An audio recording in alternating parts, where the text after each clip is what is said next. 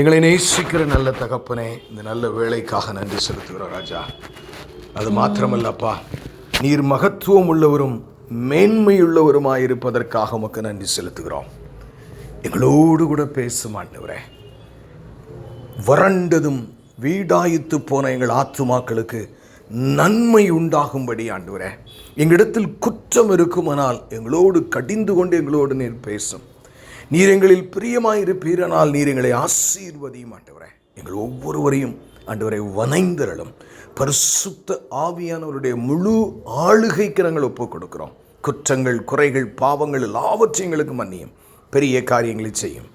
மீட்பெரும் இரட்சகருமாகிய இயேசு கிறிஸ்துவின் மூலம் ஜெபம் கேளும் எங்கள் ஜீவனுள்ள நல்ல பிதாவே. ஆமேன், ஆமேன், ஆமேன். கிறிஸ்துவுக்கள் அருமையானவர்களே, ஒரு முக்கியமான தலைப்பிலே நாம் அநேக செய்திகளை கேட்டிருக்கிறோம். ஆமேன். இன்றைக்கும் அதனுடைய தொடர்ச்சியை நாம் கேட்க இருக்கிறோம். How God reveals his will. தேவன் தம்முடைய திருவள சித்தத்தை எப்படி வெளிப்படுத்துகிறார். முதலாவது ஒரு இன்ட்ரடக்ஷன் பார்த்தோம். அதற்கு பின்பு எப்பொழுது வெளிப்படுத்துகிறார், அடுத்து இப்பொழுது நாம் பார்த்து கொண்டிருக்கிறோம் எப்படி வெளிப்படுத்துகிறார். ரொம்ப ரொம்ப முக்கியமான ஒரு தலைப்பு இது பிரியமானவர்களே. அதாவது உங்களுடைய எதிர்காலத்தை தீர்மானிக்கக்கூடிய ஒரு தலைப்பு என்று நான் சொல்லுவேன். அல்லேலூயா. நம்முடைய மூல வசனம் மீண்டும் நான் வாசிக்கிறேன். மத்தேயு 7ஆம் அதிகாரம் 21ஆம் வசனம். ஏன்னா நீங்கள் நேரத்துக்குள்ளே உங்கள் இருதயத்துக்குள்ளே அது போயிருக்கும். பரலோகத்தில் இருக்கிற என் பிதாவின் சித்தத்தின்படி செய்கிறவனே பரலோக ராஜ்யத்தில் பிரவேசிப்பானே அல்லாமல் என்னை நோக்கி கர்த்தாவே கர்த்தாவே என்று சொல்லுகிறவன் அதில் பிரவேசிப்பது இல்லை. அல்லேலூயா. ஒரு காரியத்தை எடுத்துக்காங்களேன். வாழ்க்கையில் ஏதோ ஒரு காரியம், அது பிள்ளைகளுடைய காரியமோ ஏதோ ஒரு காரியத்தில் 2 காரியங்கள் அங்கே வருகிறது. ஒன்று, அந்த காரியத்தை வேத வசனம் சொல்லுகிறது போல் நம்மளால் செய்ய முடியும். அல்லேலூயா. அடுத்து பார்த்தீங்கன்னா நம்முடைய ஜென்ம சுவாப ஆசைகளின் அடிப்படையில் செய்ய முடியும். 2 ஆப்ஷன் தான் இருக்குது. ஒரு காரியம், எந்த காரியத்தினாலும் நீங்கள் எடுத்துக்கங்க. என்ன படிக்கணும், என்ன சம்பாதிக்கணும், எப்படி எடுத்துக்கிட்டாலும் சரி. அல்லேலூயா. தேவ சித்தத்தின்படி இதை செய்வதா? ஆமென். இல்லாவிட்டால் என்னுடைய ஆசை விருப்பங்களின்படி செய்வதா என்று பார்க்கும் பொழுது, தேவனுடைய பிள்ளைகளாகிய நீங்களும் நானும் பரலோக ராஜ்யம் செல்கிறபடியினாலே ஒவ்வொரு காரியத்திலையும் இந்த கருகலான விஷயத்திலே, இந்த காரியத்திலே தேவனுடைய வசனம் என்ன சொல்லுகிறது, அதுதான் நம்ம முக்கியப்படுத்த நம்முடைய வாழ்க்கையில். அதுதான் தேவ சித்தம் பிரியமானவர்களே. ஆச்சரியமான சில காரியங்களை அங்கே ஆண்டவர் சொல்லுகிறதை பார்க்கலாம். நீங்கள் இதுக்கு கீழே பார்த்தீங்கன்னா ரொம்ப ஆச்சரியமாக இருக்குது. ஏன்னா இதுக்கு கீழே ஆண்டவர் சொல்லியிருக்கிறது மிக முக்கியமான ஒரு காரியம். 22ஆம் வசனத்தை பாருங்களேன். அந்நாளில் அநேகர் என்னை நோக்கி கர்த்தாவே கர்த்தாவே, உமது நாமத்தினாலே தீர்க்க தரிசனம் உரைத்தோம் அல்லவா, உமது நாமத்தினாலே பிசாசுகளை துரத்தினோம் அல்லவா, உமது நாமத்தினாலே அநேக அற்புதங்களை செய்தோம் அல்லவா என்பார்கள். அப்பொழுது நான் ஒரு காலம் உங்களை அறியவில்லை, அக்கிரம செய்கைக்காரரே என்னை விட்டு அகன்று போங்கள் என்று அவர்களுக்கு சொல்வேன். இது நீங்கள் இது நினைக்கிற மாதிரி சாதாரணமான ஒரு ஸ்டேட்மெண்ட் இல்லைங்க. வானத்தையும் பூமியையும் உண்டாக்கினவருடைய ஒரு ஸ்டேட்மெண்ட்டு. நீ என் விருப்பம், என்றைக்கு நீ என்னை ஏற்றுக்கொண்டாயோ ஒவ்வொரு விஷயத்திலும் வேத வசனத்தின்படியும் தேவனுடைய கட்டளையின்படியும் தேவனுடைய விருப்பத்தின்படியும் சித்தத்தின்படியும் செய்ய நாம் அழைக்கப்பட்டிருக்கிறோம் பிரியமானவர்களே. அடுத்து சொல்கிறாரு பாருங்க, இந்த இதை நீங்கள் எடுத்தீங்கன்னா ஒரு காலம் நாங்கள் யாரை சொல்கிறது, தீர்க்க தரிசனம் சொன்னவங்கள, என்னை மாதிரி பிரசங்கம் பண்ணுறவங்கள. அல்லேலூயா. யோசித்து பாருங்க. நான் என்னையே உதாரணமாய் வைத்து பார்க்கிறேன் பிரியமானவர்களே. என்றைக்கு இயேசுவை நாம் இருதயத்தில் ஏற்றுக்கொண்டோமோ, அவர் நம்மை தெரிந்து கொண்டாரோ, அன்றிலிருந்து என் அப்பன் இயேசுவின் ஆசை இந்த பூமியில் நிறைவேற பாடுபடுகிற ஒருத்தியாய் ஒருவனாய் இருப்பேன் என்று என்னை வேறு உருவமாக மாற்றுகிறவன் தான் கிறிஸ்தவன். அதனால தான் ஆண்டவர் சொன்ன, இனி நான் அல்ல, தன்னைத்தான் வெறுத்து. எனக்கு அருமையானவர்களை யோசித்து பார்த்தால் இதைத்தான் ஆண்டவர் மையமாக சொல்கிறார். அடுத்து பாருங்களேன், இன்னும் கீழே நான் வாசிக்கிறேன். 24ஆம் வசனம். ஆகையால் நான் சொல்லிய இந்த வார்த்தைகளை கேட்டு, நல்ல கவனிங்க, என்ன கான்டெக்ஸ்டில் சொல்கிறாருன்னு முக்கியம். ஆகையால் நான் சொல்லிய இந்த வார்த்தைகளை கேட்டு இவைகளின்படி செய்கிறவன் எவனோ அவனை கன்மலையின் மேல் தன் வீட்டை கட்டின புத்தி உள்ள மனுஷனுக்கு ஒப்பிடுவேன். என்ன சொல்றாரு? என்னுடைய சித்தம், என்னுடைய வசனத்தின்படி நீ வாழ்ந்தாயானால் புத்திமான், இல்லாவிட்டால் முட்டாள்ங்கிறார் ஆண்டவர். ஒரு நாள் நீ அழிந்து போவாய். அடுத்து பாருங்க, அப்படி அவனை கண்மலையில் கட்டின புத்தியுள்ள மனுஷனுக்கு ஒப்பிடுவேன். பெருமழை சொரிந்து பெருவெள்ளம் வந்து காற்று அடித்து அந்த வீட்டின் மேல் மோதியும் அது விழவில்லை. அல்லேலூயா. ஆண்டவருக்கு அவருடைய சித்தத்துக்கு அவருடைய வார்த்தைக்கும் கீழ்ப்படியும் பொழுது எவ்வளவு அலைகள் உங்கள் வாழ்க்கையில் வந்தாலும் அது விழவே விழாதுங்க. அல்லேலூயா. விழவில்லை என்றாலும் அது கன்மலை, ஏனென்றால் அது கன்மலையின் மேல் அஸ்திபாரம் போடப்பட்டிருந்தது. கர்த்தருடைய சித்தத்தின்படி வாழ்கிறவங்களாம் என்ன அஸ்திபாரத்தில் போட்டிருக்காங்க? கன்மலையின் மேலே.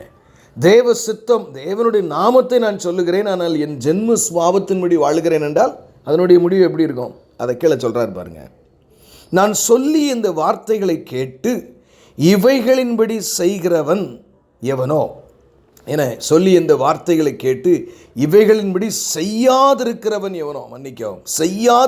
எவனோ அவன் தன் வீட்டை மணலின் மேல் கட்டின புத்தி இல்லாத மனுஷனுக்கு ஒப்பிடுவேன். பெருவளை சொரிந்து பெருவெள்ளம் வந்து காற்று அடித்து அந்த வீட்டின் மேல் மோதின போது அது விழுந்து முழுவதும் அழிந்தது என்றார்.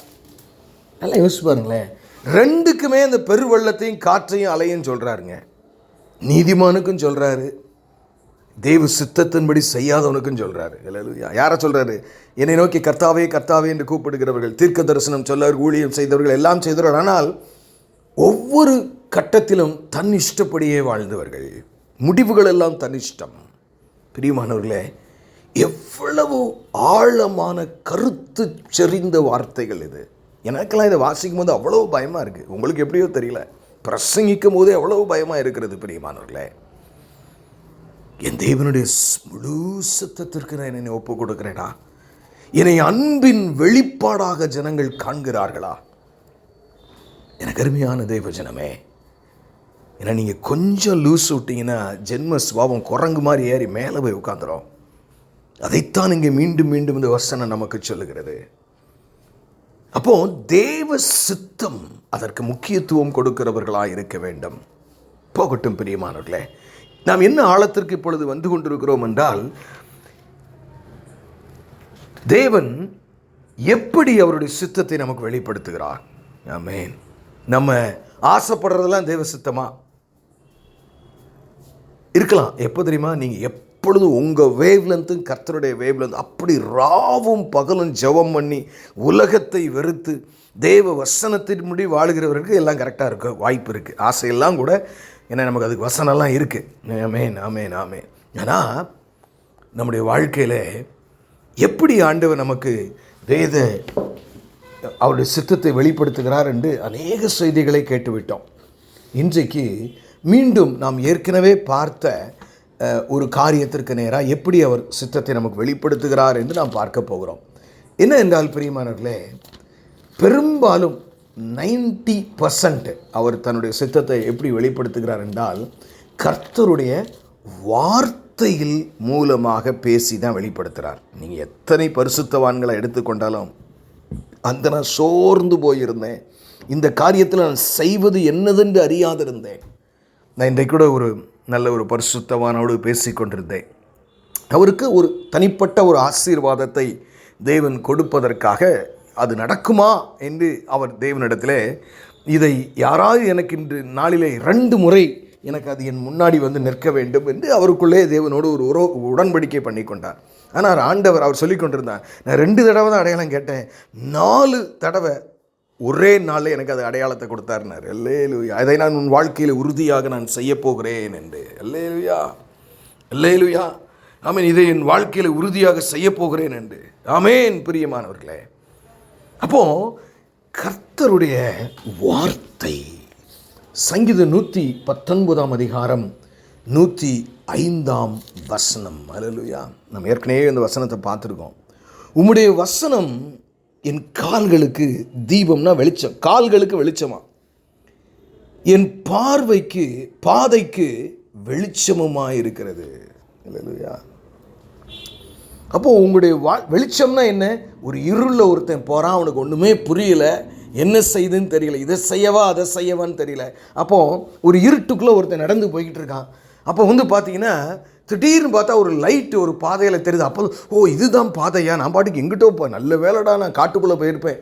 அப்படித்தாங்க நம்முடைய வாழ்க்கை. நிறைய பேர் இன்னைக்கு நீங்களும் நானும் படுகிற அநேக கஷ்டங்களுக்கு காரணம் தேவ சித்தத்தின்படி. முதல்ல கல்யாணத்தில் படிப்பில் ஆரம்பிச்சிருப்போம், ஆண்டவர் ஒன்றை படிக்க சொல்லியிருப்பார், இவன் இன்னொன்று படிச்சிருப்பான். அடுத்து பார்த்தீங்கன்னா கர்த்தர் ஒன்றை கல்யாணம் முடிக்க சொல்லியிருப்பார், இவன் இன்னொன்று கல்யாணம் முடிச்சிருப்பான். நிறைய நம்முடைய வாழ்க்கையில் சரியாக தேவ சித்த ஆலோசனை இருந்தாலும் நம்ம ஆண்டவர் யார்? கைவிடுகிற தேவன். நீ அப்படி போயிட்டியா, நாசமாக போன்னு விடுற ஆண்டவர் இல்லை. நீதிமான் ஒரு தடவை இல்லை, 70 தடவை என்ன 7000 தடவை விழுந்தாலும் தேவன் அவனை என்ன செய்வார்? தூக்கி எடுப்பார். அல்லேலூயா. ஆனாலும் பிரியமானவர்களே, அவருடைய சித்தம் நமக்கு வசனத்தின் மூலமாக வெளிப்படுகிறது. அல்லேலூயா. வசனத்தின் மூலமாக வெளிப்படுகிறது அவருடைய அப்போ யாருக்கு தேவ சித்தம் நல்ல வெளிப்படும்? நீங்களே சொல்லுங்க பார்ப்போம். யாரு இரவும் பகலும், அதாவது எப்பொழுதும் வேதத்தை வாசித்து தியானித்து கொண்டே இருக்கிறவங்களுக்கு எளிதாக தேவ சித்தங்கள் தெரிந்துவிடும். அல்லேலூயா. அந்த வசனத்திலிருந்து பேசுவார் ஆண்டவர். ஆமென், ஆமென், ஆமென். எனக்கு அருமையான தேவ ஜனமே, நம் வேதத்தை வாசிக்கும் போது, நான் நேற்றைக்கு முந்தின நாள் நினைக்கிறேன், ஒரு 12 மணிக்கு ஒரு முக்கியமான ஆவலோடு வேத காரியங்களை நான் படித்து தியானித்து கொண்டிருந்தேன். அப்பொழுது திடீரென்று ஆவியானவர் எனக்குள்ளே ஒரு காரியத்திற்காக நான் பாவ மன்னிப்பு கேட்க வேண்டும் என்று சொல்லி, நான் அதை அந்த கண்ணோட்டத்தோடு நான் பார்க்கவே இல்லை. அல்லேலூயா. ஒரு காரியத்தை அப்போ உடனடியாக நான் ஆண்டவருடைய சமூகத்தில் கண்ணீரோடு கூட நான் அந்த பாவ அறிக்கையை சொல்ல வேண்டிய அவசியம் இருந்தது. ஏன்னா தேவன் என்னை வழிநடத்தி கொண்டு போகிறார், அவர் என்னை செம்மையான பாதைகளில் நடத்துகிறார். அப்போ நம்முடைய வாழ்க்கையிலே தேவன் ஆங்காங்கே கொண்டு செலுத்தும் பொழுது, தேவன் நம்முடைய வாழ்க்கையில் செய்கிற எல்லா காரியத்திலையும் அவருடைய வார்த்தை, மகனே நீ இது செய்கிறது சரியில்லை, மகளே நீ செய்கிறது இது சரியில்லை என்று சொல்லி நம்மோடு பேசுகிறவர். அதுதான் அப்போ அல்டிமேட்டாக பார்த்தீங்கன்னா, அவருடைய சித்தம் உங்களுக்கு வெளிப்படணும், வசனம் உங்களோடு பேசணும்னு சொன்னால் வேதத்தை தியானிக்கிறவர்களாக இருக்கணும். அதனுடைய ரத்தின சுருக்கம் என்ன? இயேசு கிறிஸ்துவோடு உறவுள்ள ஒரு வாழ்க்கை. நீங்கள் சீர்தூக்கி பார்க்கணும். சில நேரங்களில் சில தப்பு கூட நீங்கள் செஞ்சிடலாம். ஆனால் நான் இப்படி பேசினது சரியா, நான் இப்படி செஞ்சது சரியா, நான் இதை நான் அப்படி செய்தது சரியா என்று சொல்லி நாம் சில நேரங்களில் சீர்தூக்கி பார்க்கலாம். தவறொன்றும் இல்லை பிரியமானவர்களே, சீர்தூக்கி பார்க்கலாம். ஏன்னா சில நேரங்களில் நாம் தவறி இருப்பது இயல்பு. அதனால தான் ஆண்டவர் சொல்றாரு, மனம் திரும்புங்கள். ஒரு கிறிஸ்தவனுடைய இலக்கணமே நாம் மனம் திரும்பிக் கொண்டே இருக்க வேண்டும். எனக்கும் அதே தான் ஃபார்முலா. அல்லேலூயா. அப்போ நம்ம தேவ சித்தம் எப்பொழுது வெளிப்படுகிறது என்றால் 99% வேத வசனத்தின் மூலமாக வெளிப்படுகிறது. ஆவியானவர் அதை நம்முடைய உள்ளத்திலே உணர்த்துவார். பாருங்க, 2 தீமோத்தேயுவில் இந்த வசனத்தை குறித்து அழகான ஒரு வார்த்தை இருக்கிறது. 2 தீமோத்தேயு 3ஆம் அதிகாரம் 15ஆம் வசனத்திலிருந்து நான் உங்களுக்கு வாசிக்கிறேன். 2 தீமோத்தேயு 3ஆம் அதிகாரம் 15ஆம் வசனம். கிறிஸ்து இயேசுவை பற்றும் விசுவாசத்தினாலே உன்னை ரட்சிப்புக்கேற்ற ஞான முழுக்குள்ளத்தக்கதாக பரிசுத்த வேத எழுத்துக்களை, ஞானமுள்ளவனாக்கத்தக்கதாக பரிசுத்த வேத எழுத்துக்களை நீ சிறு வயது முதல் அறிந்தவன் என்று உனக்கு தெரியும். முதல் காரியம் அங்கே என்ன சொல்கிறாரு? தீமோத்தேயுவுக்கு சின்ன வயசுலேருந்தே உனக்கு வசனம் தெரியுங்கிறார். ஆமென். 16வது வசனம், வேத வாக்கியங்கள் எல்லாம் தேவனுடைய ஆவியினால் அருளப்பட்டிருக்கிறது. யாரால் அருளப்பட்டிருக்கிறது? தேவனுடைய ஆவியினால் அருளப்பட்டு. எதற்காக? தேவனுடைய மனுஷன் தேறினவனாகவும். அல்லேலூயா. நீங்கள் எதனால தேறினவர்களாக மாறுவீங்க? வசனத்தை வாசித்து அதன்படி வாழ ஆரம்பிக்கும் போது நீங்கள் தேறினவர்களாய் மாறுகிறீர்கள். அல்லேலூயா. எந்த நற்கிரியையும் செய்ய தகுதி உள்ளவனாகவும் இருக்கும்படியாக. எப்படி? எந்த நற்கிரியை செய்கிறதற்கு, தீய கிரியை இல்லை, நற்கிரியை செய்கிறதுக்கு தகுதி அடைகிறதற்கு அப்பவும் எங்கே தான் போண்டிருக்கு? வேத வசனம். அல்லேலூயா. அவைகள் உபதேசத்துக்கும் கடிந்து உபதேசத்துக்குன்னு என்ன அர்த்தம்? நம்ம தவறாக போகும்போது தவறை திருத்துகிறதற்கு. கடிந்து கொள்ளுதலுக்கும் சீர்திருந்துதலுக்கும் நீதியை படிப்பித்தலுக்கும் பிரயோஜனம் உள்ளதுமாய் இருக்கிறது. Word is a correcting word. என் மகனே, நீ செய்வது சரியில்ல, நீ பிரசங்கிப்பது சரியில்ல, நீ இந்த ஊழிய காரியங்களை செய்கிற காரியம் சரியில்லை, நீ இவனோடு பேசின காரியம் சரியில்லை, நீ சபையில் செய்த காரியம் சரியில்லை. நம்மோடு பேசி நம்மை தேவ சித்தத்திற்கு நேராய் திருப்புவதுதான் இந்த வேத வசனத்தினுடைய பரிசுத்த ஆவியானவருடைய நோக்கம். நீங்கள் அது மட்டும் இடம் கொடுக்காமல் இருந்துடாதீங்க. அல்லேலூயா. ரொம்ப முக்கியம் பிரியமானவர்களே. ஏன்னா கடைசியில் நான் உங்களை அறியேனாக்குறேன். எத்தனை தடவை நான் உன்கிட்ட சொன்னேன், நீ கேட்கவே இல்லையே. நான் சொல்கிறதுக்கே ஒன்று கூட நீ கேட்கல. அப்புறம் பரலோக ராஜ்யத்துக்கு மட்டும் என் வீட்டுக்கு வரணும்னு நீ எப்படி எதிர்பார்க்கலாம்? இல்லை பிரியமானவர்களே. ஏன்னா பிதாவினுடைய திட்டம் தன்னுடைய குமாரனுடைய வசனத்தின்படி வாழுகிறவர்களுக்கு தான் பரலோக ராஜ்யம். அல்லேலூயா. அப்போ ரட்சிக்கப்படுதல் என்ன? ரட்சிக்கப்படுதல் 3 வகையாக பிரிக்கப்படும். ஏன்னா நமக்கு ஃபஸ்ட்டு நம்முடைய வாழ்க்கையில் அதனுடைய ரெண்டாவது படி என்னென்னா சாங்டிஃபிகேஷன். First justification. நீங்கள் எல்லாரும் நீதிமான்கள், எந்த பிரச்சனையும் அதில் இல்லை, நீங்கள் எல்லாரும் பரலோக ராஜ்யம் போய் கொண்டிருக்கிறீர்கள். சாங்டிஃபிகேஷன், பரிசுத்தமாக்கப்பட்டு கொண்டிருக்கிறோம். இந்த இடத்துல நம்ம ரொம்ப கேர்ஃபுல்லாக இருக்கணும். ஒரு காரை வாங்கினா கூட வருஷத்துக்கு கூட சர்வீஸ் பண்ணுங்கிறான். ஆமென் பிரியமானவர்களே. ரட்சிப்பினுடைய 3வது இடம் க்ளோரிஃபிகேஷன், மகிமை அடைய போகிறோம். அப்போ இந்த ஒரு பெரிய பயணத்திலே நாம் என்ன முக்கியத்துவம் படுத்த வேண்டும்? தேவன் தன்னுடைய சித்தத்தை எனக்கு அவருடைய வசனத்தின் மூலமாய் சொல்லுவார், நான் அதன்படி வாழுவேன். அல்லேலூயா. அப்போ மிக முக்கியமான காரியம், 6வது காரியம் என்னன்னா, நிறைய காரியங்கள் நம்ம ஏற்கனவே பார்த்துட்டோம். 6வது காரியம் அவருடைய வசனத்தின் மூலமாக நம்ம நிறைய பார்த்துருக்கோம். நம்ம என்ன சூழ்நிலையின் மூலமாக, என்ன அவர் நம்முடைய வாழ்க்கையை ரிப்பேர் செய்கிற அந்த சூழ்நிலையிலே சமாதானத்தின் மூலமாக, பரிசுத்த ஆவியானவர் மூலமாக, அப்படி நிறைய பார்த்துக்கிட்டே வந்திருக்கிறோம். இன்றைக்கு நம்ம என்ன தியானிக்கிறோம்? வசனத்தின் மூலமாக அவருடைய. அப்போ நீங்கள் நல்லா தெரிஞ்சுக்கங்க. உங்கள்கிட்ட நீங்கள் எனக்கு பதில் சொல்ல வேண்டாம். இந்த வார்த்தையை எப்பொழுது யார் எங்கே கேட்டாலும் எவ்வளவு பைபிள் வாசிக்கிறீங்க நீங்கள்? பிரதர் சங்கீதம் தான் பிரதர், இல்லைன்னா ஒரு சாப்டர், இல்லைன்னா நினையம் கிடைக்கும்போது, இல்லைன்னா நான் கடைசியாக பைபிள் வாசித்து எவ்வளோ நாள் இருக்கும், எவ்வளோ நேரம் இருக்கும், இல்லைன்னா அது எவ்வளோ நேரம் நம்ம வாசிப்போம். சிலர் நிறைய பைபிள் நான் பயங்கரமாக பைபிள் வாசிக்கிறேன் நீங்கள் பெருமைப்பட்டு அப்பவும் நீங்கள் வாசித்ததெல்லாம் வேஸ்ட்டு. அப்போ நம்ம வசனத்தை தாழ்மையோடு கூட நம்ம அதிகமாய் வாசிக்கும்போது உங்களை அறியாமலே ஒவ்வொரு காரியம் உங்கள்கிட்ட நிற்கும். ஏன்னா நீங்கள் ஃபார் எக்ஸாம்பிள் ஒரு கொடைக்கானலுக்கு புறப்பட்டு போகிறீங்க, அங்கே இயற்கை காட்சியை பார்க்க என்ன அழகாக இருக்குது அப்படின்னு நீங்கள் ரசிக்கும் போது உங்களுக்கு பாவ உணர்வே வராது, எந்த வசனம் வராது. ஆனால் ரோட்டில் போகிற ஒரு பெண்ணையோ ஒரு ஆணையோ தவறாய் நாம் பார்க்கும் பொழுது அந்த வசனம் நிற்கும் நமக்கு. ஆமென். பிறனுக்குண்டான யாதொன்றையும் இச்சியாதிருப்பாயாக. அப்போ அந்த வசனத்தை படிக்கணும். ஏன்னா முதல்ல ஆண்டவர் மோசேயிடத்தில் 613 கட்டளைகளை கொடுத்ததின் நோக்கமே பாவம் என்று உண்டு என்பதை நமக்கு உணர்த்துகிற ஒரு டீச்சராக ஆமென் அது இருக்கிறது என்று வேதம் நமக்கு கற்றுக் கொடுக்கிறது. அப்போ நல்லா தெரிஞ்சுக்கங்க, வசனத்தின்படி தேவ சித்தம் நமக்கு வெளிப்படும், வசனத்தின்படி தான் வெளிப்படும். அல்லேலூயா. இன்னொரு வாசகத்தை கூட நான் உங்களுக்கு வாசித்து காட்டுகிறேன். யோவான் சுவிசேஷத்தில் யோவான் 16ஆம் அதிகாரம் 13ஆம் வசனம், சத்திய ஆவியாகிய அவர் வரும்போது, அல்லேலூயா, சகல சத்தியத்துக்குள்ளும் உங்களை நடத்துவார். எப்படி? சகல சத்தியத்துக்குள்ளும் உங்களை நடத்துவார். எதுக்குங்க சத்தியத்துக்குள்ளே போய் நம்மளை நடத்தணும்? தேவ சித்தம் செய்கிறதற்கு. அல்லேலூயா. அவர் தம்முடைய சுயமாய் பேசாமல் தாம் கேள்விப்பட்டவைகள் யாவையும் சொல்லி வரப்போகிற காரியங்களை உங்களுக்கு அறிவிப்பார். இப்போ இந்த சத்திய ஆவியானவர் வேற ஏதாவது சொல்லிட்டு போக வேண்டியதானே? சத்தியத்துக்குள்ளே தான் நடத்துவாராம். அல்லேலூயா. வேற எங்கேயுமே போக வேண்டாங்க, சத்தியம். அப்போ வேதாகமத்தின் மூலமாக நமக்கு தேவ சித்தம் வெளிப்படும்.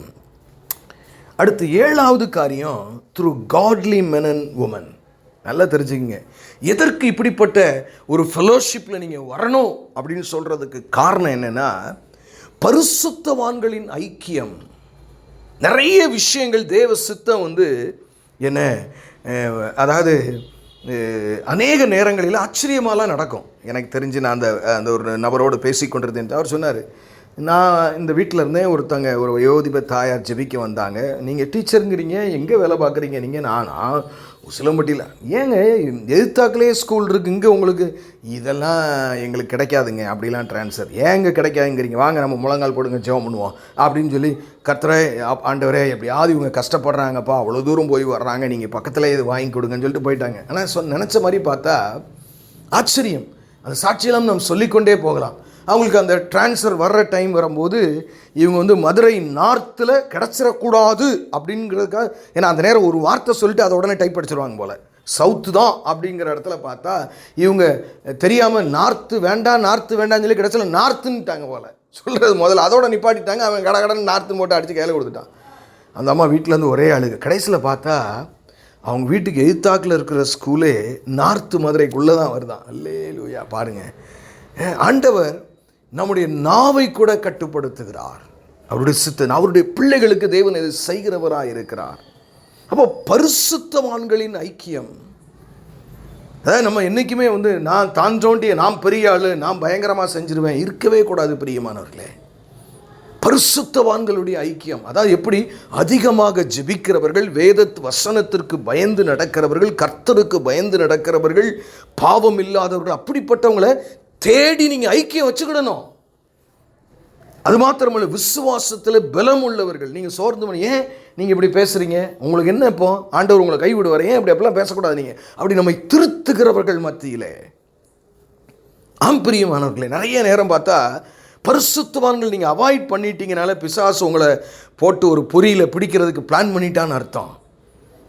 நல்ல பரிசுத்தவான்கள், நான் வந்து கண்டவங்க அவங்க XYZலாம் சொல்லலை, நீங்களே ஆராய்ந்து அவருடைய ஆவியின் கனிகளை அறிந்து பரிசுத்தவான்களின் ஐக்கியம், அவங்ககிட்ட போய் உங்கள் வாழ்க்கையை சொல்லி இப்படி இருக்கிறது எனக்காக ஜெபியுங்கள், நான் உங்களுக்காக ஜெபிக்கிறேன், அந்த ஐக்கியம் பிரியமானவர்களே. ஏன்னா நம்ம அற்புத தொடர்பு ஊழியமே பார்த்தீங்கன்னா சிங்கப்பூரில் வச்சு தான் உருவாச்சு. சிங்கப்பூரில் ஆக்சுவலாக நாங்கள் எல்லோரும் ஃப்ரெண்ட்ஸு, ஆல்மோஸ்ட் எல்லோரும் காலேஜ் மேட்ஸு.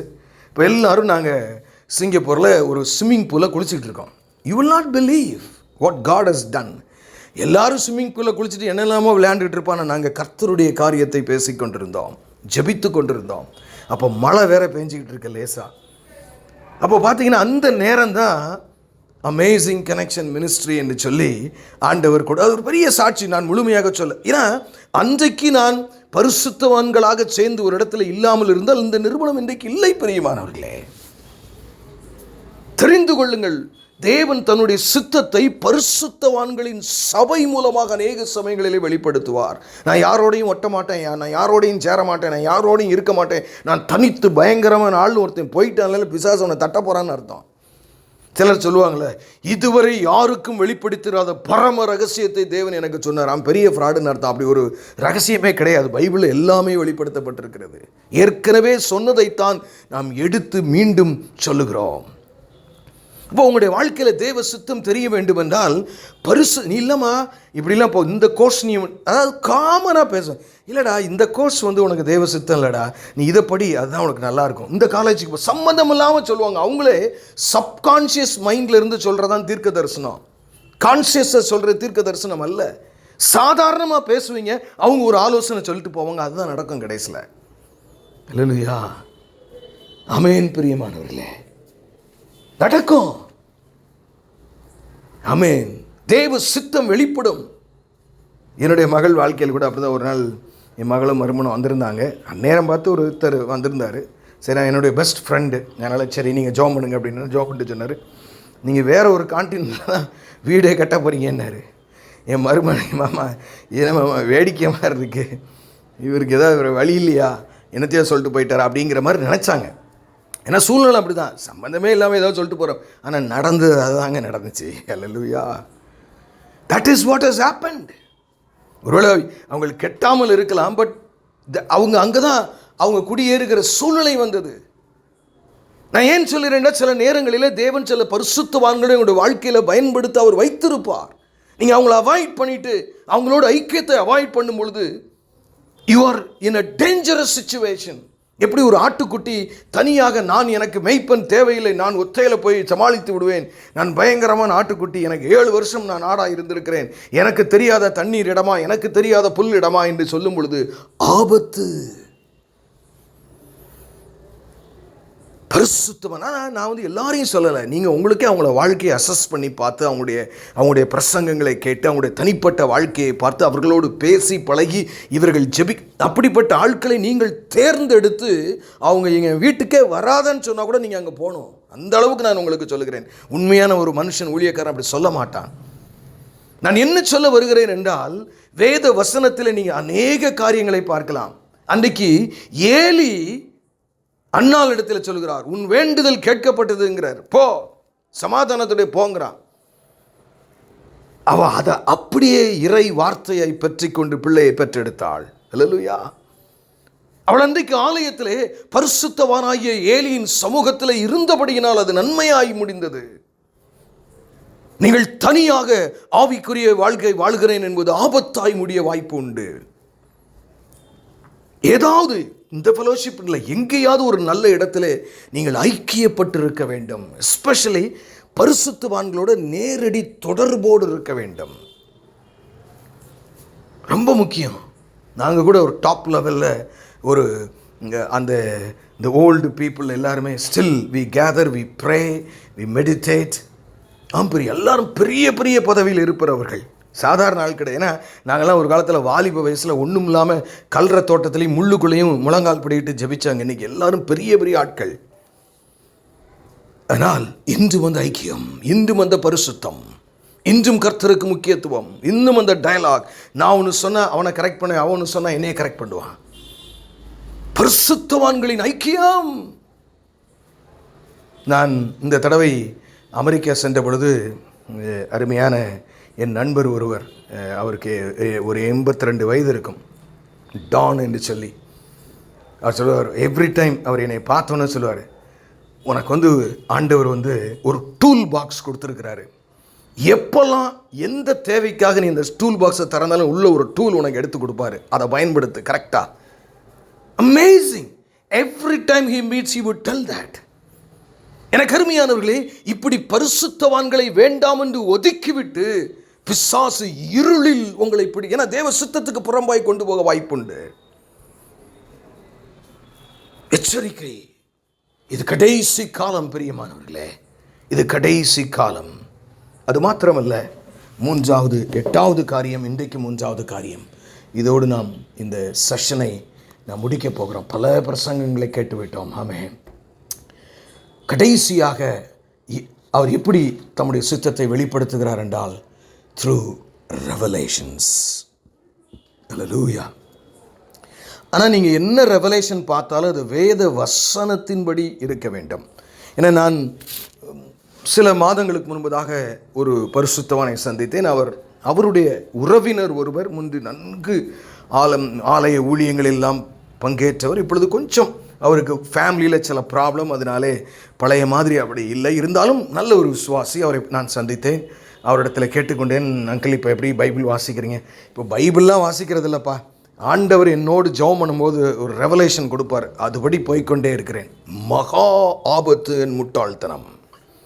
நான் அந்த ரெவலேஷனை குறித்து சொல்லவில்லை. என்ன ரெவலேஷன் கூடிய மட்டும் பார்த்தீங்கன்னா, யோவான் வெளிப்படுத்தின விசேஷத்தில் பார்த்தா ஒரு தரிசனம் காணும்போது பின்னாடி ஒரு சத்தம் கேட்கும். That is the way the revelation has to be. அதை குறித்து மாத்திரம் நான் மிக அதிகமாக பேச வேண்டும். ஆனால் நான் சுருக்கமாக உங்களிடத்தில் சொல்கிறேன். கர்த்தர் இன்றைக்கும் அநேக காரியங்களை வெளிப்படுத்துவார். நான் உபவாச ஜபத்துக்கெலாம் வரும்போது இன்னைக்கு எப்படி உபவாச ஜபத்தை நடத்தணுங்கிறது ஆவியானவரே கரெக்டாக முந்தின நாள் நைட்டே ஆரம்பிச்சிருவார். ஒன்று சொப்பனத்திலோ காரியத்தில் தெளிவாக. ஆனால் வேத வசனத்தின்படி இருக்க வேண்டும். இந்த பயங்காட்டுறது, அது இது குழப்புறது, அதெல்லாம் நீங்கள் விட்டுறலாம். தேவன் தெளிவாக அவர் பேசின தெளிவாக இருக்குங்க. அல்லேலூயா. ஆமே. எனக்கு குழப்பமும் இல்லை, பயமும் இல்லை. பெரியமானவர்களே, மிக தெளிவாக இருக்கும். நம்முடைய ஆண்டவர் தரிசனங்கள் மூலமாகவும் சொப்பனங்கள் மூலமாகவும் தேவ இறைவா சில நேரங்கள் எப்படி அந்த வெளிப்படுத்தல் இருக்குன்னா, நீங்கள் அதை அனுபவிச்சிருக்கீங்களா இல்லையா தெரியாது. பைபிளை எப்படி எழுதியிருப்பாங்கங்கிற எனக்கும் வாழ்க்கையில் ஒரு நாள் அப்படிப்பட்ட ஒரு சம்பவம் நடந்தது. ஹல்லேலூயா. இருதயத்திலிருந்தே ஒரு சத்தம் கேட்கும் பிரியமானவர்களே. ஹல்லேலூயா. தெளிவாக தேவன் பேசுவார், வசனத்தை பேசுவார். இதற்கு ஆதாரமாக நான் தானியேல் 2ஆம் அதிகாரம் 21, 22 வசனங்களை நான் உங்களுக்கு வாசிக்கட்டும். தானியேல் 2ஆம் அதிகாரம் 21, 22 நம்ம முடித்து விடுவோம். அவர் காலங்களையும் சொல்கிறான், தானியேல் சொன்னது, தேவனுடைய நாமத்துக்கு என்றென்றைக்கும் உள்ள சதா காலங்களில் சோஸ்திரம் உண்டாவதாக. ஞானமும் வல்லமையும் அவருக்குரியது. அவர் காலங்களையும் சமயங்களையும் மாற்றுகிறார். ராஜாக்களை தள்ளி ராஜாக்களை ஏற்படுத்துகிறார். ஞானிகளுக்கு ஞானத்தையும் அறிவுள்ளவனுக்கு அறிவையும் கொடுக்கிறார். அவரே ஆழமும் மறைபொருளுமானதை வெளிப்படுத்துகிறார். இருளில் இருக்கிறதை அவர் அறிவார். வெளிச்சம் அவரிடத்தில் தங்கும். அவர் தான் எல்லாத்தையும் வெளிப்படுத்துகிறாராங்க. ஹல்லேலூயா. தி கிரேட் ரெவலேஷன்ஸ். உடைய வாழ்க்கையிலே ஆண்டவர் சொல்லுவார். நான் நிறைய நேரங்களில் பார்த்தா ஒவ்வொரு நாடுகளுக்கு போகும்போது சும்மா ஏதோ அங்கிளுக்கு இருக்குது, அவங்களுக்கு என்னையா அப்படிலாம் இல்லை. The Lord leads me always. The Lord will give a revelation. எனக்கு அருமையானவர்களே, இவைகளெல்லாம் நீங்கள் அனுபவிப்பது தான் கிறிஸ்தவ வாழ்க்கை. அதுதான் பரிசுத்த ஆவியினால் நிறைந்த ஒரு வாழ்க்கை. உங்களுக்கு தெரியணும், மூத்த மகளை ஆண்டவர் எங்கே கொண்டு போக போகிறாரு, 2வது பையனை ஆண்டவர் எங்கே கொண்டு அது உங்களுக்கு தெளிவாய் தெரியும் வரைக்கும் தேவ சமூகத்தில் நில்லுங்கள். சில நேரம் ஒரு வாரத்தில் தெரிஞ்சிடலாம், சில நேரத்தில் 30 மாதமாக கூட ஆகலாம், வருஷங்கள் ஆகலாம். But still you seek. ஒரு காரியத்தில் உங்களுக்கு விளங்கவில்லை என்றால், ஒரு காரியத்தில் உங்களுக்கு விசுவாசம் இல்லை என்றால், தேவ சமூகத்தில் நீங்கள் காத்திருக்க வேண்டும். அப்போ ஆண்டவர் என்ன செய்வார்? அந்த ரெவலேஷனை கொடுப்பார். பிரியமானவர்களே, இது மிக மிக முக்கியமான ஒரு காரியம். கர்த்தருடைய சித்தம் மிக மையமானது. இப்போ how God reveals his will பார்த்தோம். அடுத்து வாட் இஸ் ஹிஸ் வில்னு பார்க்க போகிறோம். ஹல்லேலூயா. அவருடைய சித்தம் தான் எது, அது ரொம்ப முக்கியம். இதை காட்டிலும் அடுத்த சீரீஸ் ரொம்ப முக்கியமான காரியம். ஆகவே நீங்கள் நாம் தொடர்ந்து சில ஆழமான சத்தியங்களுக்குள்ளே கடந்து போவோம். கண்களை மூடி நாம் ஜெபிப்போம். எங்களை நேசிக்கிற நல்ல தகப்பனே, ஆண்டவரே, எங்களுக்கு கிட்டத்தட்ட 15 சர்மனுக்கு மேலே எங்களுக்கு கொடுத்துருக்கீங்கப்பா. ஆமாண்டவரே, ஆச்சரியம். இந்த கர்த்தருடைய சித்தத்தை குறித்து பல மணி நேரங்கள் எங்களோடு இந்த இணைப்பில் ஆண்டவரே இந்த வார்த்தையை கொடுத்திருக்கிறீர். இதை கேட்கிற ஒவ்வொருவரையும் நீர் ஆசீர்வதியும். நீர் சொன்னது போல அப்பா, உம்முடைய சித்தத்தை அவர்களுக்கு வெளிப்படுத்தி அவர்கள் பாதையை ஆண்டவரை திருப்பி நெய்யாய் பொழிய பண்ணி உம்முடைய ராஜ்யத்திற்கு நீர் அவர்களை ஆயத்தப்படுத்தும்படியாய் ஜெபிக்கிறோம். ஆசீர்வதிங்கப்பா. உம்முடைய சித்தத்திற்காக நாங்கள் காத்திருக்கிற இருதயத்தோடு ஆண்டவரை, நீங்கள் ஒரு ஏடிஎம் மிஷின் அல்ல ஆண்டவரே. ஆமென். உண்மை ஆண்டவரே. ஆனால் உம்முடைய பிள்ளைகளுக்காக நீர் அத்தனை ஆசீர்வாதங்களையும் வைத்திருக்கிறீரப்பா. ஆண்டவரே, உங்கள் சித்தத்தின்படி வாழ்ந்து அவைகளை பெற்றுக்கொள்ள நீர் எங்களுக்கு உதவி செய்யும். அப்போ நீர் வருகிற போது உம்முடைய ராஜ்யத்திலே, உம்முடைய பரலோக ராஜ்யத்திலே ஆண்டவரே நீர் நினைத்தருளும்படியாய் உம்முடைய சித்தத்தின்படி வாழ எங்களுக்கு ஒவ்வொருவருக்கும் அந்த வார்த்தை கேட்க அருள் செய்யும். மீட்பெரும் இரட்சகரும் ஆகிய இயேசு கிறிஸ்துவின் மூலம் ஜெபம் கேளும் எங்கள் ஜீவனுள்ள நல்ல பிதாவே.